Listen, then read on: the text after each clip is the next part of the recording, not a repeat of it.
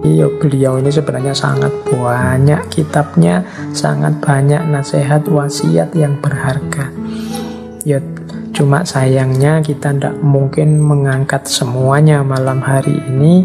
Sering saya bilang ya ngaji ini hanya mancing saja. Semoga teman-teman tertarik untuk memperdalam lebih jauh. Oke, kita ambil beberapa ya. Katanya Imam Syafi'i, amal yang paling berat itu ada 3,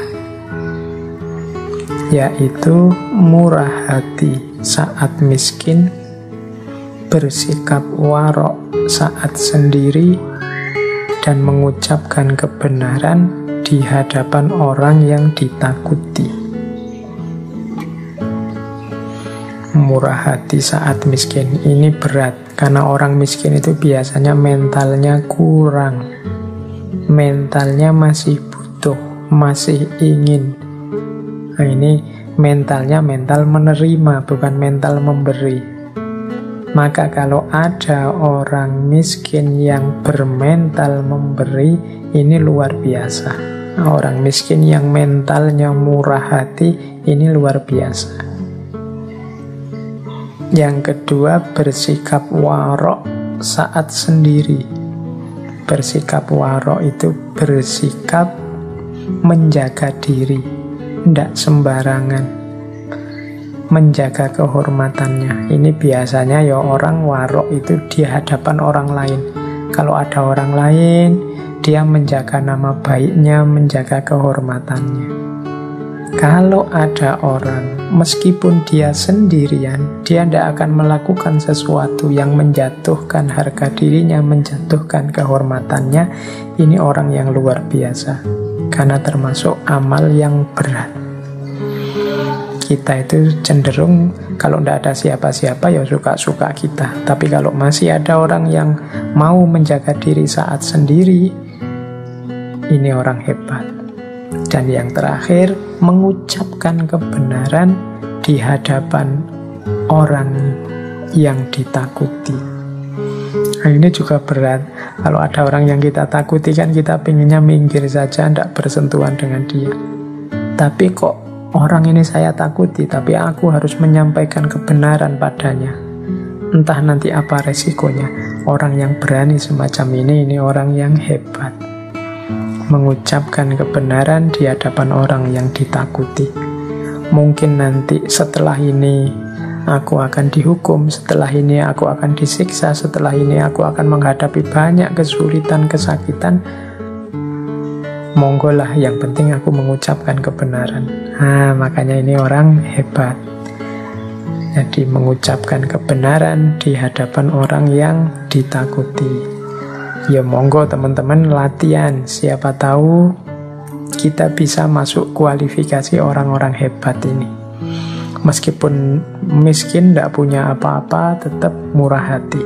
Meskipun sendirian, tetap menjaga kehormatan. Meskipun di hadapan yang ditakuti, tetap menyampaikan kebenaran. Nah, ada lagi quote yang terakhir ya ini. Tidak ada yang dapat menggaruk kulitmu selain kukumu sendiri. Maka kerjakanlah urusanmu sendiri. Ya, yang saya sampaikan di atas dari awal sampai akhir ini tadi kan ideal-ideal. Mungkin beberapa di antaranya bisa menjadi solusi masalah-masalah kita hari ini. Tapi ideal ya akan hanya menjadi ideal kalau kita tidak menjalankannya. Problem kita tetap akan jadi problem kalau kita tidak mencoba menyelesaikannya. Ya kita sendiri, wong problem kita. Kalau kita gatel kan kita garuk dengan kuku kita sendiri, dengan jari kita sendiri. Maka ayo kita kerjakan urusan kita. Ayo kita kerjakan, kita selesaikan masalah kita. Kita sendiri, tidak usah nunggu orang lain. Kadang-kadang kita itu hal yang bisa kita selesaikan sendiri, kita lebih suka menunggu orang lain menyelesaikannya. Kita lebih suka menyuruh orang, kita lebih suka menunggu orang, kita lebih suka kadang-kadang menunggu mood, kita lebih suka kadang-kadang menunggu situasi, kadang-kadang lebih suka. Akhirnya kerjaan-kerjaan kita semuanya terpending, semuanya keteteran. Nah, ini menurut saya quotes dari Imam Syafi'i ini bisa kita pakai. Tidak ada yang dapat menggaruk kulit kita selain kuku kita sendiri. Jangan menunggu digarukkan orang lain. Kalau orang lain yang menggaruk, mungkin gatalnya hilang, tapi karena dia tidak perhitungan jadinya lecet. Atau mungkin karena dia takut kita lecet, akhirnya gatalnya tidak hilang, cuma dilus-lus saja. Yang paling ngerti masalah kita itu ya kita sendiri. Jadi tidak ada yang dapat menggaruk kulitmu selain kukumu sendiri. Nah, yang terakhir untuk penutup, ini ada kalimat. Kalimat ini tertulis di cincinnya Imam Syafi'i yang beliau pakai di jari kiri. Kalimatnya bunyinya ini: kafa billahi fiqotan li Muhammad bin Idris. Artinya, cukuplah Allah sebagai pegangan, cukuplah Allah sebagai sandaran yang dipercaya oleh Muhammad bin Idris. Nah, ini dibawa kemana-mana oleh Imam Syafi'i, mungkin untuk mengingatkan beliau bahwa hidup ini pada akhirnya kunci utamanya adalah keimanan kita, kepercayaan kita kepada Allah. Cukup Allah saja, semua masalah akan selesai. Cukup Allah saja, hidup ini akan beres. Cukup Allah saja, apapun kesulitan, kegalauan dalam hidup kita tidak akan ada artinya.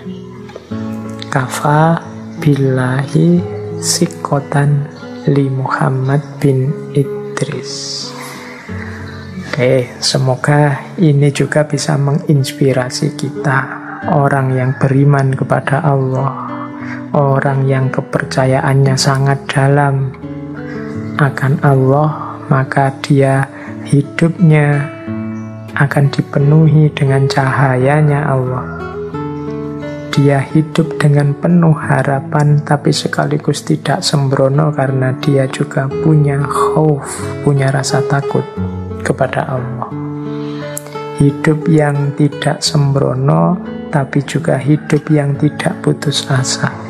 Hidup yang serius berusaha, tapi juga hidup yang mau untuk tawakal. Hidup yang siap melakukan ikhtiar, tapi juga siap menerima segala ketetapan dari Tuhan.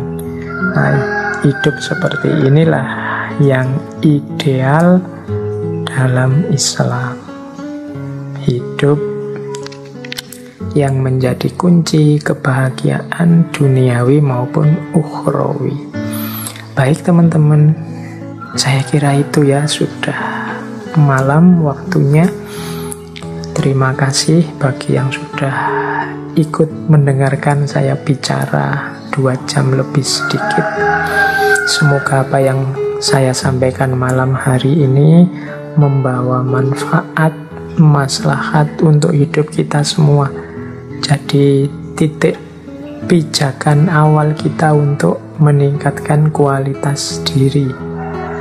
Silahkan teman-teman yang masih aktif, masih bersemangat untuk menambah wawasan tentang Imam Ghazali, Imam Syafi'i dengan segala gagasan-gagasan yang luar biasa, silahkan dijelajahi, dibaca-baca lagi kitab-kitab beliau yang hari ini banyak bahkan yang tinggal di download langsung juga banyak.